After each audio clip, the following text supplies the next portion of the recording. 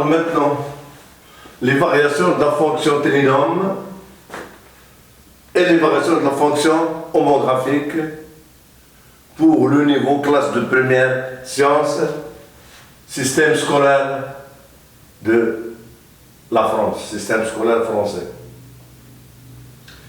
Alors, commençons par le tableau de variation de la fonction h.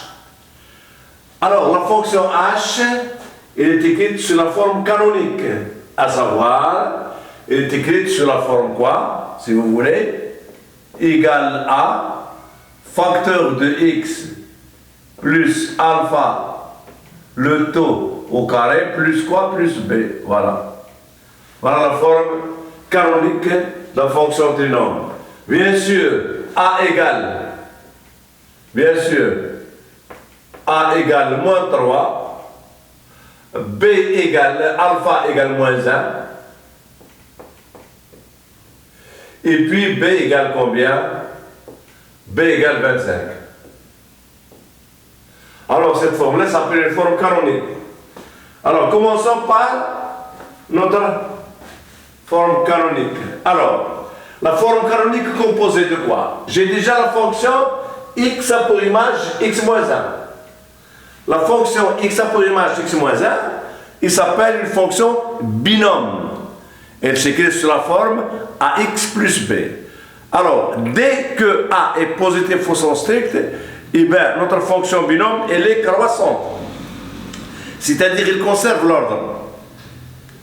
Et si a est négatif, elle est décroissante, c'est-à-dire, il inverse l'ordre. Autrement dit, si a est inférieur strictement à b, et que si vous voulez, si alpha est inférieur strictement à bêta, et que a est négatif, j'aurai f de alpha supérieur à f de bêta. Dans ce cas-là, il inverse l'ordre. Par contre, si a est positif, alpha inférieur à bêta, et a est positif, ça conserve l'ordre. Donc f de alpha est inférieur, par exemple, à f de bêta. Donc il y a la conservation de l'ordre ici. Donc ici, regardez bien. Votre fonction x moins 1, il s'annule en 1. Puisqu'il s'annule en 1, donc, dans l'intervalle 1 plus infini, il est positif, et dans l'intervalle moins l'infini 1, elle est négative. Alors là où U est positif, et bien U carré et U ont les mêmes variations. Donc voilà U carré, c'est-à-dire x moins 1, le taux au carré. Alors là où U, nous avons vu dans le cours que là où U a un signe constant, U carré et U ont les mêmes variations. Donc si vous voulez ici, là c'est quoi? Alors là, elle est pas. Alors attention, là, U est positif, donc ici, et là, U est négatif. Alors ici, automatiquement, U carré et U ont même variation, donc ici, elle est croissante, donc ici encore, dans cet intervalle-là, elle sera décroissante. Pardon, elle sera croissante, ils ont le même ordre. Là où U est positive, U carré et U ont même variation. Là où U est négatif, U carré et U n'ont pas les mêmes variations, donc des variations contraires.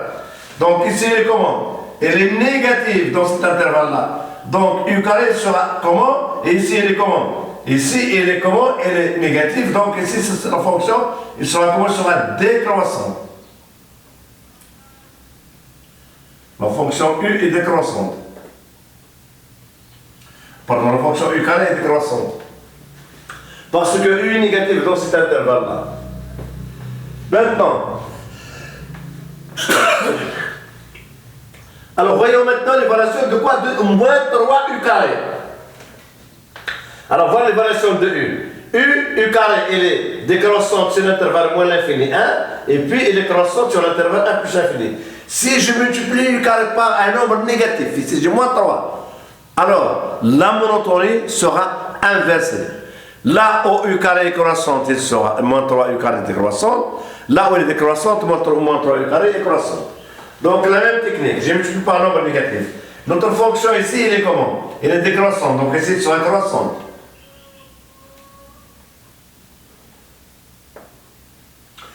Ici, elle n'est pas. Alors ici, elle est croissante, donc ici elle sera décroissante. Je multiplie par un nombre qui est négatif.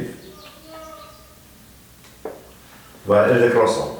Et qu'est-ce qui reste maintenant? Il reste moins 3 u carré plus 25. Alors j'ajoute 25. Alors nous avons vu que U plus lambda et U ont les mêmes variations. Et bien tout simplement, donc ici ils sont encore croissants. Cette somme-là, je lui ajoute quoi? Je lui ajoute 25. Donc voilà. Donc ici elle est croissante. Et ici, comment elle est décroissante? Donc ici encore elle sera décroissante. Donc voilà le tableau de variation de la fonction trinom, à savoir moins 3 facteur de x moins 1 au carré plus 25. Alors maintenant, je passe aux variations de la fonction homographique 2x plus 1 sur x moins 1. Alors, on vient d'écrire g de x sur la forme canonique, c'est-à-dire elle est égale à quoi? Elle est égale à 2 plus 3 sur x moins 1. Voilà, cette forme-là s'appelle la forme canonique. Alors, donc je vais commencer par les variations de la fonction x moins 1. La fonction u égale x moins 1, vous voyez, elle est croissante. C'est une fonction binôme. A est positif, elle est égale à quoi? A est positif, elle est égale à 1. Donc, notre fonction, elle est comment? Elle est croissante. Alors, maintenant, on va passer à 1 sur u. 1 sur u, nous avons vu que 1 sur u et u ont les mêmes variations là où u est positif.